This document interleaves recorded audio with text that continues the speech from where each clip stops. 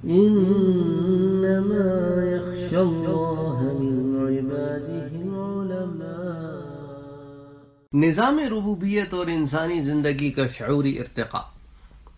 جس طرح انسان کے جسمانی وجود کی تکوین و تکمیل کے لیے نظام ربوبیت اپنے پورے جمال اور کمال کے ساتھ آپ کو نظر آتا ہے، بالکل اسی طرح انسان کے جو شعوری ارتقاء ہے اس کی تکمیل کے لیے بھی اللہ عز و جل نے انتظامات کیے ہیں۔ تو رب کائنات نے انسان کو بلکہ ہر ذی روح کو اس کے حسب حال ذرائع ہدایت سے نوازا ہے۔ ہمیں قرآن سے یہ پتہ چلتا ہے کہ یہ ہدایت بنیادی طور پر 5 اقسام پر مشتمل ہے۔ ایک ہدایت فطری، دوسری ہدایت حسی، تیسری ہدایت عقلی، چوتھی ہدایت قلبی اور 5ویں ہدایت ربانی۔ ہدایت فطری جو پہلی قسم ہے اس کو ہدایت وجدانی بھی کہتے، اور جو آخری قسم ہدایت ربانی ہے اسی کو ہدایت بالوحی کہتے ہیں۔ اچھا، ہدایت بے ربانی یا ہدایت بالوحی جو ہے اس کی پھر علماء نے فردر 3 برانچز بتائی ہیں، 3 اقسام بتائی ہیں۔ ایک ہدایت عامہ ہے جس کو ہدایت الغایہ بھی کہتے ہیں، ایک ہدایت خاصہ ہے جس کو ہدایت الطریق کہتے ہیں، اور ایک ہدایت ایصال ہے، اس کو ہدایت الایصال کہتے ہیں۔ اب ہدایت فطری یا ہدایت وجدانی کیا ہوتی ہے؟ شبلی نعمانی اور ابو الکلام آزاد اسے ہدایت وجدانی سے تعبیر کرتے ہیں۔ بقول ابو الکلام وجدان کی ہدایت یہ ہے کہ ہم دیکھتے ہیں ہر مخلوق کی طبیعت میں کوئی ایسی اندرونی الہام موجود ہے جو اسے زندگی اور پرورش کی راہوں پر خود بخود لگاتا رہتا ہے، اور اس کو کوئی ایکسٹرنل کوئی خارجی تعلیم نہیں دی جاتی۔ مثال کے طور پہ بچہ ہے، پیدا ہوتے اس کو پتہ ہے کہ اس کو اپنے فوڈ کے لیے کہاں جانا ہے، اس کو کچھ چاہیے تو اس نے رونا ہے، اس کو کچھ اچھا لگے تو اس نے ہنسنا ہے، اور یہی چیز آپ جانوروں میں بھی دیکھیں گے۔ تو یہ ساری تعلیم کون دیتا ہے؟ مختلف قسم کی آوازیں نکالنا and all of these things، یہ ساری کی ساری چیزیں کیسے ٹرین ہو کے آتی ہیں؟ یہ اللہ عز و جل نے ان کی فطرت میں رکھ دیا ہے۔ یہ ٹریننگ اللہ سبحانہ و تعالی خود فرماتے ہیں، اس لیے سورہ طٰہٰ میں اللہ سبحانہ و تعالی نے فرمایا کہ ربنا الذی اعطى كل شیء خلقہ ثم ہدی۔ سو جب موسیٰ علیہ السلام اور فرعون کا مکالمہ ہوا تو موسیٰ علیہ السلام سے فرعون نے یہ پوچھا کہ وَمَن رَبُّكُمَا یا موسیٰ، تمہارا رب آخر کون ہے؟ تو اس کے جواب میں موسیٰ علیہ السلام نے کہا کہ ہمارا رب تو وہ ہے فرعون، ربنا الذی اعطى كل شیء، جس نے ہر چیز کو اس کے لائق وجود بخشا، کل شیء خلقہ، پھر کیا کیا؟ خلق پر بنا کر چھوڑ نہیں دیا، ثم ہدا، پھر اس کے حسب حال اس کو رہنمائی بخشی۔ اچھا، دوسری چیز ہدایت حسی ہے، ہدایت کا دوسرا مرتبہ ہے یہ، اور اس درجے واضح معلوم ہو چکا ہے کہ یہ حسیات جو ہے آپ بھی جانتے ہیں، میں بھی دیکھتا ہوں کہ انس ہو یا حیوانات ہوں یا جن ہوں، سب میں کوئی نہ کوئی احساسی قوت ہوتی ہے، کوئی نہ کوئی احساسی قوت ہوتی ہے، اور وہ تمام حواس خمسہ جو ہم میں پائے جاتے ہیں وہ آپ کو حیوانات میں بھی ملیں گے۔ وہ بھی سونگتے ہیں، وہ بھی سنتے ہیں، وہ بھی دیکھتے ہیں، وہ بھی محسوس کرتے ہیں، وہ بھی ذائقہ رکھتے ہیں۔ تو یہ تمام چیزیں اللہ سبحانہ و تعالی نے قرآن میں سورہ بنی اسرائیل میں بیان کی کہ ان السمع والبصر والفؤاد كل اولئک كان عنہ مسئولا، کہ بے شک کان اور آنکھ اور دل ان میں سے ہر ایک سے باز پرس ہوگی کہ بھئی تو نے کیا سنا، کیا دیکھا، اور جو تیرے دل میں سیاہی ہے اس کو تو نے ایمان سے کیوں نہ بدلا، اور اگر تو ایمان والا تھا تو نے کتنی محنت کی۔ وَجَعَلَ لَكُمُ السَّمْعَ وَالْأَبْصَارَ وَالْأَفْئِدَةَ، سورہ ملک میں اللہ سبحانہ و تعالی فرماتے ہیں کہ اور اس نے تمہاری رہنمائی کے لیے تمہیں کان بھی دیے اور تمہیں آنکھیں بھی دیں اور تمہیں دل و دماغ بھی دیا، تو اس نے تمہیں اکوپڈ کر کے اس دنیا میں بھیجا ہے۔ اسی لیے وہ لوگ جن میں بائی برتھ کوئی مسئلہ ہوتا ہے. مثال کے طور پہ کچھ لوگوں میں دماغی مسائل ہوتے ہیں, they are not mature enough. کچھ بچے ایسے پیدا ہوتے ہیں, سلو لرنرز ہوتے ہیں, بڑی ایج میں پہنچ جاتے ہیں لیکن دماغ 4-5 سال کے بچے کا ہوتا ہے, تو ان پہ پھر شریعت لاگو ہی نہیں ہوتی, کیونکہ ان کے اندر وہ عقل اور وہ فراس ہے ہی نہیں کہ وہ چیزوں کو اس طرح ڈسٹنگوش کر سکیں. تو اللہ سبحانہ و تعالی نے جو نظام بنایا ہے, اس نظام کے عمل کے لیے بھی ایک کرائٹیریا بنایا ہے. اس لیے ہدایت عقلی بہت ضروری ہے, جو تھرڈ کیٹیگری ہے, کہ ہدایت عقلی, عقل اور فہم اور تدبر, یہ ساری چیزیں جو ہے اس کا. اب ایک آدمی ہے, اس کو عقل تو ہے لیکن وہ جاہل رہنا چاہتا ہے, تو پوچھا جائے گا کہ مواقع ہونے کے باوجود تم جہل پہ کیوں اڑے رہے. ہمارے پاس کتنے لوگ ہیں وہ تعلیم نہیں دیتے, اسپیشلی لڑکیوں کو تو دیتے ہی نہیں, لڑکوں کو بھی نہیں دیتے, اور اپنا خود کرائٹیریا انہوں نے سیٹ کیا, بھئی 6ٹھی جماعت پاس ہے, 5ویں جماعت پاس ہے, بڑے فخر سے بتاتے ہیں میں تو جی 8ویں جماعت فیل ہوں, لیکن جی مجال ہے کوئی کہ یہ ہو گیا اور وہ. لیکن اگر آپ ان کی زندگی دیکھیں تو جہالت سے بھری ہوئی ہے. ایک چند چیزوں میں عقل لڑا لینا, چند چیزوں کو اچھے طریقے سے کر لینا, یہ تو کوئی عقل, یہ تو عقل ہے, لیکن اس کے اندر آپ نے اس کو فروغ دیا کہ نہیں دیا. آپ ان کے گھروں میں چلے جائیں, وہی جہالت ہے, وہی بدتمیزی ہے, وہی بد تہذیبی ہے, کوئی امپروومنٹ نہیں ہے. ان کا 8ویں جماعت کے بعد بھی وہی حال ہے جو ان کے باپ کا 1 جماعت کے بعد حال تھا, یا ان کے دادا کا ان پڑھ میں حال تھا. تو یہ امپروومنٹ کدھر آئی ہے؟ یا کمیونیکیشن سکلز کہاں ہیں, یا سافٹ سکلز کہاں ہیں؟ تو اللہ نے جو عقل دی ہے, جو فہم دیا ہے, وہ ایک تدبر دیا ہے, ایک تفکر دیا ہے, تو اس کو مقصد ہے کہ اس کو استعمال کیا جائے. اللہ سبحانہ و تعالی نے قرآن میں جا بجا فرمایا ہے کہ افلا تعقلون, کیا تم غور و فکر نہیں کرتے؟ افلا یتدبرون, اور کیا تم تدبر اور بصیرت نہیں رکھتے؟ اسی طرح اللہ نے ہدایت قلبی رکھی ہے, چوتھی چیز ہے ہدایت قلبی, یعنی کہ انسان کو ایمان سے میسر ہونے کے بعد اس کو اپنے اوپر کام کرنا چاہیے کہ اس کا جو قلب ہے, جو اس کا ہارٹ ہے, جو اس کا دل ہے, اس کو تزکیہ نصیب ہو, اس کو پیورٹی نصیب ہو. وہ تزکیۃ النفس کرے, کہ اپنے دل کی صفائی کرے اور باطنی روشنی سے میسر ہو. جیسے ظاہر کو سجاتے ہو, باطن کو بھی سجاؤ. اور قرآن نے باطن کو, علم لدنی کے الفاظ سے بھی کہا. مثال کے طور پہ حضرت خضر علیہ السلام کو اللہ کی طرف سے ایک علم ودیعت ہوا, وہ ان پہ اللہ کا کرم تھا. اب اس میں ہم نہیں جائیں گے کہ وہ نبی تھے کہ ولی تھے, اس میں علماء کا اختلاف ہے. میں اس کو آلریڈی ایک اور درس میں ڈسکس کر چکا ہوں کہ اس پہ علماء کی کیا رائے ہے, تو ہم اس طرف نہیں جائیں گے. لیکن بس کہنے کا مقصد تھا کہ ہدایت قلبی جو ہے اس کا بھی اللہ نے اہتمام کیا.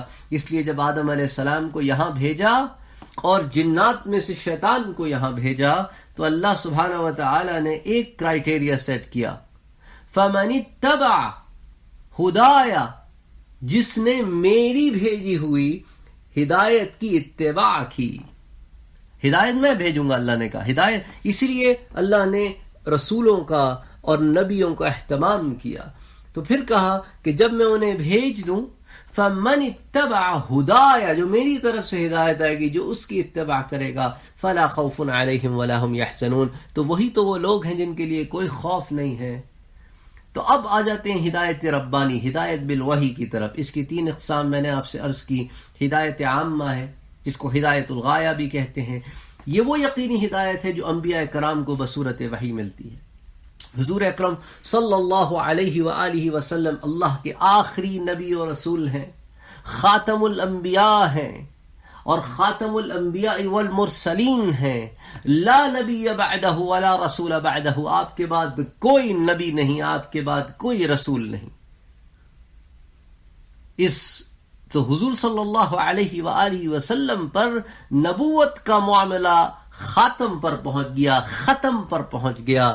یہ وہ عربی والا مہری نبی نہیں ہے, نعوذ باللہ.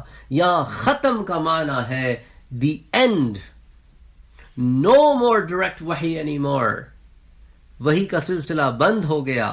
یہ اپنی مرضی سے جو قرآن کے معنی نکال کے لوگوں کو گمراہ کرتے ہیں, انہیں اللہ سے ڈرنا چاہیے. یہ وہ لوگ ہیں جن کے بارے میں اللہ نے کہا اولئک الذین یشترون بآیات اللہ ثمنا قلیلا، یہ وہ لوگ ہیں جنہوں نے اللہ کی آیتیں بیچ دیں چند پیسوں کے عوض، چند ٹکوں کے عوض. اولئک الذین حبطت اعمالهم، یہی تو وہ لوگ ہیں جنہوں نے برباد کر دی اپنے اعمال. ظاہر میں اپنے آپ کو ایک بتاتے ہیں، اندر کچھ اور غلاظت بھری ہوئی ہے. اپنی مرضی سے دین توڑتے مروڑتے ہیں، اپنی مرضی سے دین جو ہے وہ لوگوں کو سمجھاتے ہیں.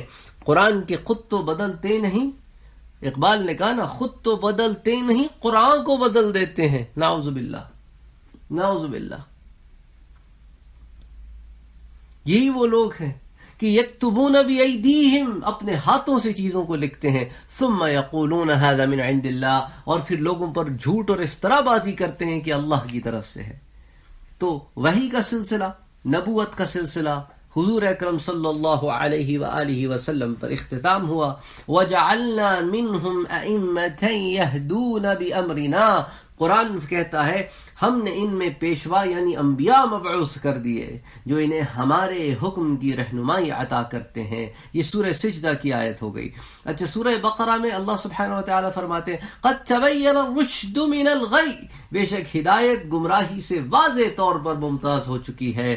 سورۃ الکہف میں فرماتے ہیں فمن شاء فلیؤمن ومن شاء فلیکفر، تو پس جو چاہے ایمان لائے اور جو چاہے انکار کرے. سورۃ الدہر میں فرماتے ہیں انا ہدیناہ السبیل اما شاکرا و اما کفورا، بے شک ہم نے اسے سیدھی راہ دکھا دی ہے، اب چاہے وہ مان لے یا انکار کر دے. تو بنی نوع انسان کے لیے، بنی نوع جنات کے لیے اللہ سبحانہ و تعالی نے ہدایت کے انتظام کے لیے انبیاء کو مبعوث فرمایا تاکہ وہ انس و جن کو جہالت و گمراہی کے اندھیروں سے نکال کر علم و ہدایت کے اجالوں کی طرف لے آئے.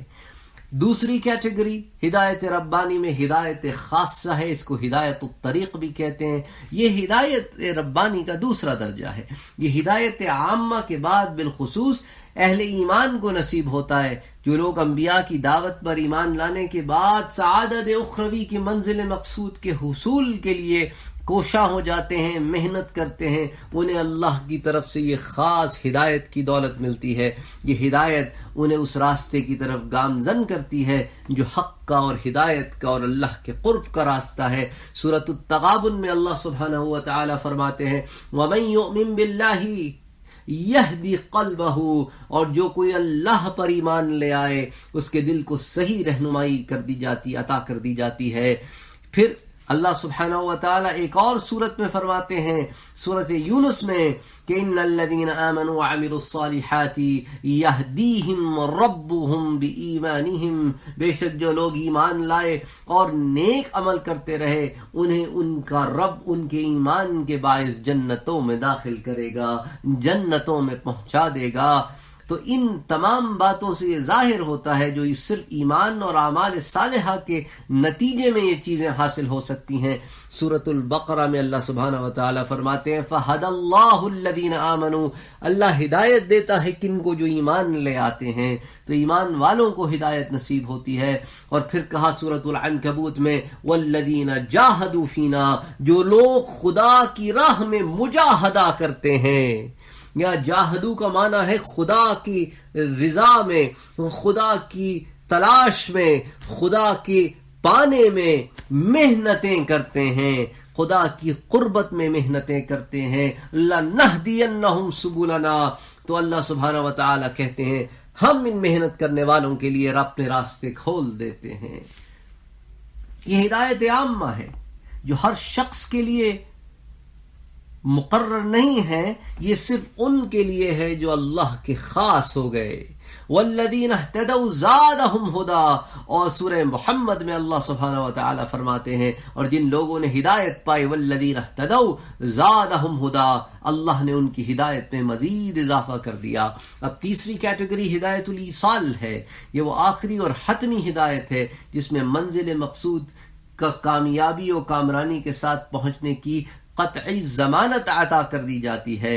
یہ ہدایت عام اہل ایمان کے لیے بھی نہیں بلکہ صرف ان مومنین کے لیے ہے جو تقوی کی شرائط کو پورا کرتے ہیں۔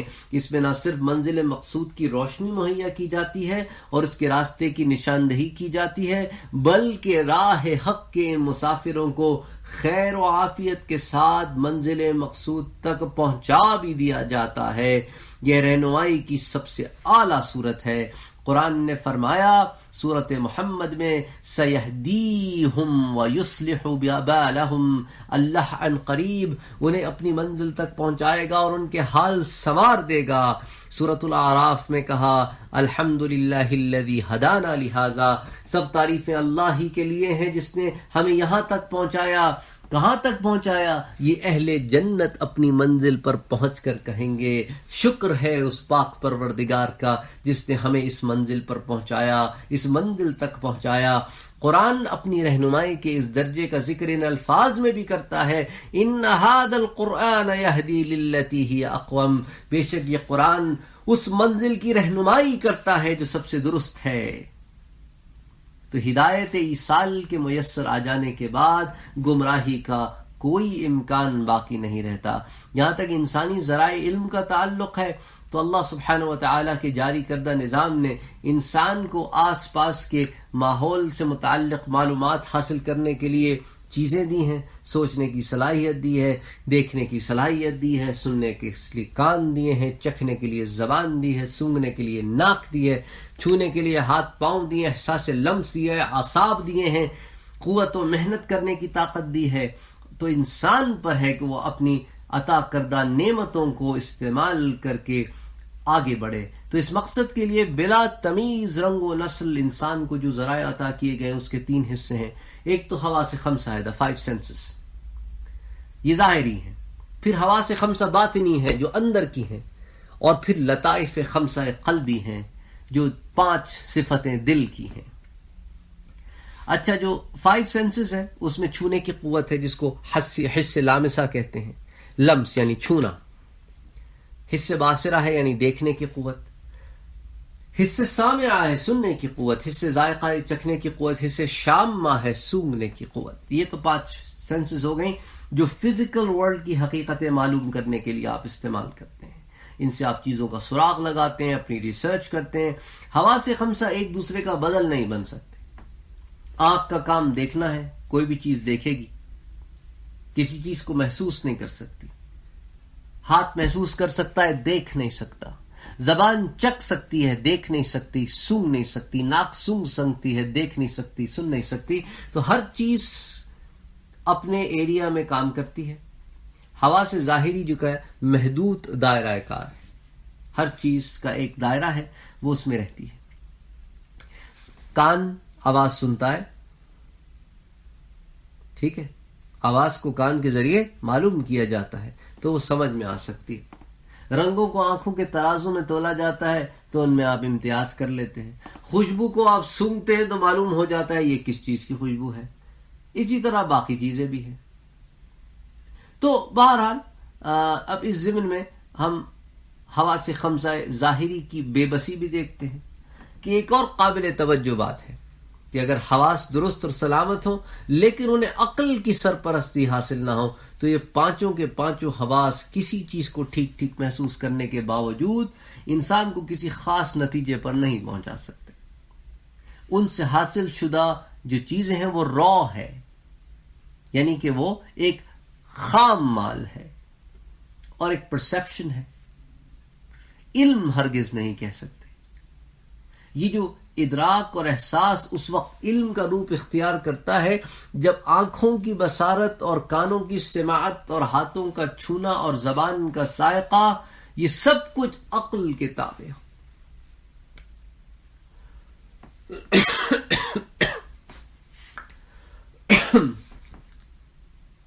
اور عقل یعنی کہ دماغ ان چیزوں کو تکمیل تک پہنچاتا ہے۔ اللہ نے بذات خود عقل کو ایک بہت بڑا کارخانہ بنا دیا ہے، فیکٹری بنا دیا ہے۔ جس طرح حواس ظاہری کے 5 الگ الگ حصے ہیں، اسی طرح عقل کے بھی 5 الگ الگ گوشے ہیں۔ عقل کے تمام حصے نہایت نظم و ضبط، ڈسپلن اور باہمی افہام و تفہیم سے کام کرتے ہیں۔ حواس خمسہ ظاہری جو کچھ محسوس کرتے ہیں اس کے تاثرات جوں کہ تو دماغ تک پہنچا دیتے ہیں، عقل اپنے پانچوں شعبوں کی مدد سے ان تاثرات سے صحیح نتیجہ اخذ کرتی ہے اور بتاتی ہے کہ کان نے کیا سنا، ہاتھوں نے کیا چھوا، زبان نے کون سا ذائقہ چکھا، آنکھوں نے کیا دیکھا، وغیرہ وغیرہ وغیرا۔ اور انسان نے اسی پروسیس کو استعمال کر کے آرٹیفیشل انٹیلیجنس بنائی ہے کہ آپ روبوٹس دیکھتے ہیں، اوزمو ہے، یا وہ جو پروجیکٹ فیل ہو گیا MIT کا، دے اسٹاپڈ اٹ، تو وہ جو ایک انہوں نے ڈاگ لائک اکوپمنٹ بنایا تھا which can go around in any surface area، اور وہ ٹرپ ہو جائے تو اس کو ٹرین کیا تھا کہ it can get back itself۔ So all of those things یہ جو ہے انسان نے آرٹیفیشل انٹیلیجنس کے تھرو بنایا کہ بھئی ایک چیز کو آپ ٹرین کرتے ہیں، کیسے ٹرین کریں گے؟ جیسا انسانی دماغ ہے، میں نے آپ کو بتا دیا یہ کرسی ہے، تو اب اس طرح کی کوئی بھی چیز آپ کو نظر آئے گی آپ اس کو کرسی کہیں گے۔ آپ کرسی میں اور چوکی میں اور سٹول میں فرق کرتے ہیں، آپ میز میں فرق کرتے ہیں۔ کیسے فرق کرتے ہیں؟ چار پیر تو سب کے ہیں، لیکن آپ کو سرٹن کیریکٹرسٹکس اینڈ پراپرٹیز آپ کا دماغ میں فیڈ کی جاتی ہیں کہ اگر یہ ہوگی تو میز ہے، اور یہ ہوگا تو کرسی ہے، اور یہ ہوگا تو سٹول ہے، اور اتنا ہائٹ ہوگا تو یہ سٹول ہے، اور اتنا ہائٹ ہوگا تو یہ سٹول ہے۔ تو یہ تمام چیزوں کے تھرو آپ فزیکل ورلڈ کو جج کرتے ہیں۔ اچھا، جب اندر کی آپ حواس خمسہ کی بات کرتے ہیں، حواس خمسہ جو باطنی ہیں، اب یہ بھی پانچ ہیں، وہ بھی پانچ ہیں: حس مشترک، حس واہمہ، حس متصرفہ، حس خیال اور حس حافظہ۔ اب حس مشترک جو ہے انسانی عقل کا یہ وہ گوشہ ہے کہ حواس ظاہری کے تاثرات کو وصول کرتا ہے۔ حواس کے اولین تاثرات اس حصہ عقل میں پہنچ کر جذب ہو جاتے ہیں۔ مثلا جب ہم اپنی آنکھ سے کسی چیز کو دیکھتے ہیں تو انسانی عقل کے اس حصے میں اس کی تصویر کھنچ جاتی ہے، جسٹ لائک اے کیمرہ۔ حصے خیال لیک ہے کہ اس کا کام ہے کہ وہ جو حصے مشترک سے انفارمیشن آ رہی ہے، جو تصاویر اور شکلیں جو آ رہی ہیں جس کو انہوں نے محفوظ کر لیا ہے، اب کیا کرتا ہے؟ مثلا جب ہم لفظ میں بولتے ہیں تو اس لفظ کی ظاہری صورت یعنی میم، یہ اور نون غنہ، یہ ساری چیزیں جو ہیں اس کی کیا ہوتا ہے؟ اس کا ظاہر کا یہ تاثر حصے مشترک پر منعکس ہوتا ہے، اور یہ تاثر بصورت تصویر حصے خیال میں محفوظ ہو جاتا ہے۔ تو تصویر کھینچ کے یہاں سٹوریج ہو گیا، ٹھیک ہے۔ اچھا، اب حصے واہمہ ہے، جس طرح محسوسات کی ظاہری شکل و صورت کو حصے مشترک نے حواس ظاہری سے وصول کیا اور حصے خیال میں ریکارڈ کر دیا، اب وہ تصویر ریکارڈ ہو گئی ہے۔ اب حصے واہمہ کیا کرتا ہے؟ اب آپ دیکھیں نا، حصے واہمہ یہ مدرکات حصی کے معنی و مفہوم یعنی ان کی شکل و صورت کا ادراک کرتا ہے، اور محفوظ رکھنے کے لیے ان تاثرات کو اپنے سے اگلی حصے میں منتقل کر دیتا ہے، جسے حصہ حافظہ کہتے ہیں۔ اب میں ہے، اب میں بکری بولے گی اور میں انسان بولے گا، اب اس میں فرق کرنا پڑے گا۔ تو دو الفاظ ہیں، پلینگ ساکر اینڈ پلینگ پیانو۔ لفظ پلینگ ہے، لیکن پلینگ پیانو اور پلینگ ساکر میں فرق ہے۔ تو حصے واہمہ کا کام ہے کہ وہ پلینگ میں فرق کرے گا کہ اب یہ پلینگ کا اب کیا معنی ہوگا، یہ حصے واہمہ ہے۔ اچھا، حصے حافظہ کیا کرے گی؟ وہ محسوسات کے مفہوم یعنی معنی وجود کو اس طرح محفوظ کیا جاتا ہے جیسے ان کی ظاہری شکل کو حصے خیال میں محفوظ کیا گیا ہے۔ تو حصے خیال سے حصے حافظہ میں آ کے اب وہ چیز سٹور ہو گئی ہے، اب وہ آپ کی میموری میں آ گئی ہے، اب آپ اس کو سوچیں گے، سمجھیں گے اور آپ اس کو ریممبر رکھیں گے۔ اب نیکسٹ ٹائم کے لیے اب آپ کے پاس اس کی ایک تصویر کشی ہو گئی ہے اور آپ نے اس کو سٹور کر لیا ہے اپنی میموری میں۔ اچھا، ٹیمپری سے پرماننٹ میں چلے گئی، زیادہ فریکوینٹلی وہ چیز یوز ہوگی تو وہ آپ کی پرماننٹ میموری میں سامنے رہے گی، اور اگر آپ اس کو کم یوز کریں گے تو پیچھے چلے جائے گی، پھر کوئی یاد دلائے گا تو پھر آپ کو یاد آ جائے گی، کبھی یاد ہی نہیں آتی کیوں اتنی پیچھے چلی جا چکی ہوتی ہے۔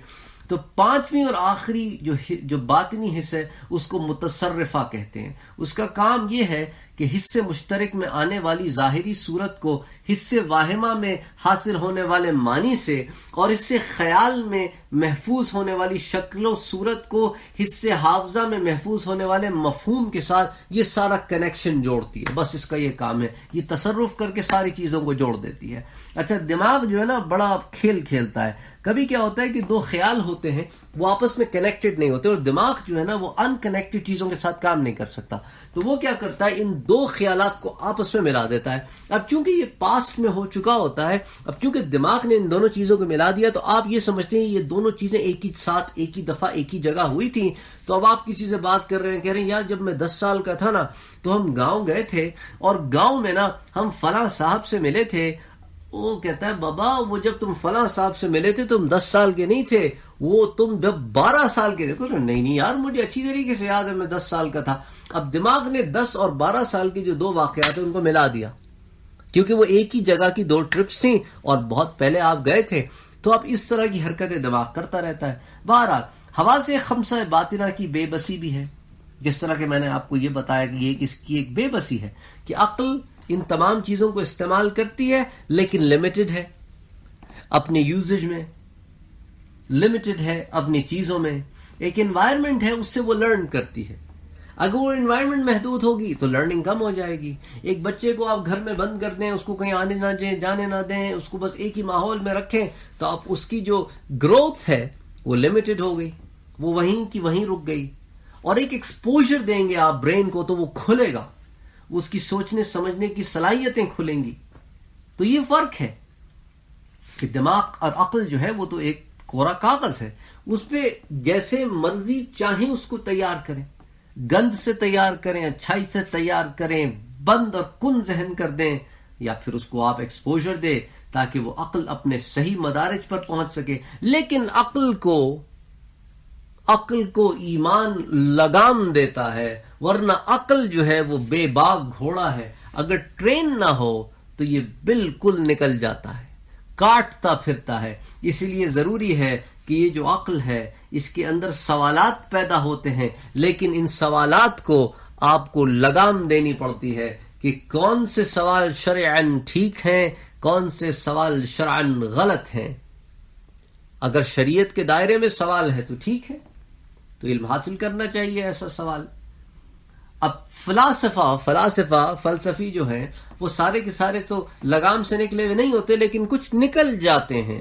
پھر وہ یہی ہے کہ فلسفی جو ہے وہ ڈور جو ہے اس کو سلجھاتا رہتا ہے لیکن سرا نہیں ملتا اس کو. بہرحال اب چلتے ہیں انسان کے قلب کے لطائف کی طرف. وجدان کے 5 گوشے ہیں جنہیں لطائف خمسہ سے تعبیر کیا جاتا ہے. ایک ہے لطیفہ قلب، ایک ہے لطیفہ روح. یہ تو 2 عام فہم چیزیں ہیں. قلب جو آپ کا قلب ہے یہ آپ کا دھڑکنے والا گوشت کا لوتھڑا نہیں بات کر رہے. ایک قلب ہے جس پہ کیفیتیں وارد ہوتی ہیں، جس پہ ایمان وارد ہوتا ہے، جو احسان کے درجے تک پہنچتا ہے. اور ایک روح ہے جو مالا اعلیٰ سے آ کے اس جسم میں بیٹھی ہے اور نفس سے مقابلے میں لگی ہوئی ہے، تو وہ ایک روح ہے. پھر ایک لطیفہ سر ہے، اور ایک لطیفہ خفی ہے، اور ایک لطیفہ اخفا ہے. تو یہ جو سر، خفی اور اخفا کا جو ہے مسئلہ، یہ تو صوفیاء اور علماء کے نزدیک ایک بہت ہی زیادہ امپورٹنٹ سبجیکٹ ہے، اور اس کے اوپر ایک چھوٹی سی مجلس کے اندر تو ہم اس میں انڈرسٹینڈ کرنا بڑا مشکل ہے. اس کو ڈیٹیل میں پھر کبھی دیکھیں گے، لیکن جو چیزہ چند انفارمیشن ہے وہ اس ضمن میں دیکھ لیتے ہیں. امام غزالی اس سلسلے میں ارشاد فرماتے ہیں کہ وراء العقل طور آخر تنفتح فيه عين أخرى فيبصر بها الغيب وما سيكون في المستقبل وأمور آخر العقل معزول عنها. اور عقل کے بعد ایک اور ذریعہ ہے جس میں باطنی آنکھ کھل جاتی ہے، اندر کی آنکھ. اس کے ذریعے غیبی، اوجھل اور مخفی چھپے حقائق اور مستقبل میں ظہور پذیر ہونے والے واقعات سارا کچھ اللہ کھول دیتے ہیں. اور ان دیگر امور کو بھی جن کے ادراک سے عقل قاصر رہتی ہے، یہ پھر اندر کی جب آنکھ کھلتی ہے پھر وہ دیکھتی ہے جو باہر کی آنکھ نہیں دیکھ سکتی. تو یہیں سر، خفی اور اخفا کا معاملہ آتا ہے. اس کو یہیں چھوڑتے ہیں. فی الحال انسانی علوم بے بس ہے، اسی لیے علم نبوت کی ضرورت ہے. وما اوتیتم من العلم الا قلیلا، تمہیں تو ہم نے تھوڑا سا علم دیا ہے، تم اسی پہ اچک رہے ہو. اگر ہم نبوت نہ بھیجیں، اپنی طرف سے ہدایت نہ بھیجیں، تو تم تو پھر گمراہوں کی طرح پھرتے رہو. کہ خدا کہاں ہے، خدا کون ہے، کیسا دکھتا ہے، آسمان کتنے، تمہیں تو کچھ علم ہی نہیں، تمہارا علم تو بڑا قلیل ہے. تم تو معاملہ ایتھکس میں 5 پرنسپلز بنا کے بیٹھے ہو. کسی کا فیئرنس کا پرنسپل ہے، کوئی یوٹینیٹیرین پرنسپل اپنائے ہوئے ہے، کوئی مکس اینڈ میچ کرتا پھرتا ہے. تم تو ایتھکس کے معاملے پہ اتفاق نہیں کر سکے. تو دین کا مقصد کیا ہے؟ دین کا مقصد کیا ہے؟ کہ لوگوں کو متفق کیا جائے چند اصولوں پر جو فطرت کے اصول ہے. یہ دین کا مقصد ہے. اللہ سبحانہ و تعالی نے کبھی لگام نہیں لگائی کہ تم فزکس نہ پڑھو، تم انگلش نہ پڑھو، تم میتھ نہ پڑھو، تم فرانسیسی نہ پڑھو. یہ تو ہم نے بنا لیا ہے کہ وہ انگریز کی زبان ہے، وہ کافر کی زبان ہے. جہالت کی باتیں. زبان کا کوئی دین تھوڑی ہوتا ہے. اب کل کرا کو کوئی انگریز مسلمان ہو جائے تو کیا بولیں گے آپ اس کو؟ ہم تمہارا دین نہیں مانتے کیونکہ تم انگریزی بولتے ہو. یہ کیا بات ہوئی؟ اب وہ بیچارہ انگریزی نہ کہے تو اور کیا کہے؟ اور تم جو ہے اپنے کپڑے بدل دو. وہ بابا کپڑوں کا مقصد ہے سطر ڈھانپنا. اگر اس کے کپڑے اس کا سطر ڈھانپتے ہیں تو کیا مسئلہ ہے آپ کو؟ تو یہ جہالت سے نکلنا ہوگا کہ بس میرا والا ورژن ٹھیک ہے اور باقی سارے غلط ہیں. تو وَمَا أُوتِيتُم مِّنَ الْعِلْمِ إِلَّا قَلِيلًا. تمہارے پاس تو علم ہی کیا ہے جس پر تم اچکتے پھرتے ہو؟ تمہیں تو ریالٹی کا علم ہی نہیں ہے. تم تو الٹیمیٹ ریالٹی کو جان ہی نہیں سکتے. تم کیا جانو؟ لا تقنطوا من رحمت اللہ. تمہیں تو بس اتنا کہا ہے ہم نے کہ اللہ کی رحمت سے کبھی مایوس نہ ہونا. اللہ کی رحمت سے مایوس نہ ہونا. ہدایت وہیں سے آئے گی. سارے بند دروازے وہی کھولے گا. اور اس کے تک پہنچنے کے لیے تمہیں نبوت کا طریقہ بتا دیا کہ نبی کا دامن پکڑو، نبی کی سنتوں پہ عمل کرو. بس یہی ہدایت کا معاملہ ہے، یہی ہدایت کا فیصلہ ہے. اللہم صلی علی سیدنا محمد صلی اللہ علیہ وسلم. پھر انشاءاللہ اس سلسلے کو اگلے درس میں ہم آگے جاری رکھیں گے اور دیگر اور چیزوں پر بات کریں گے. وما علینا الا البلاغ. وفوق كل ذي علم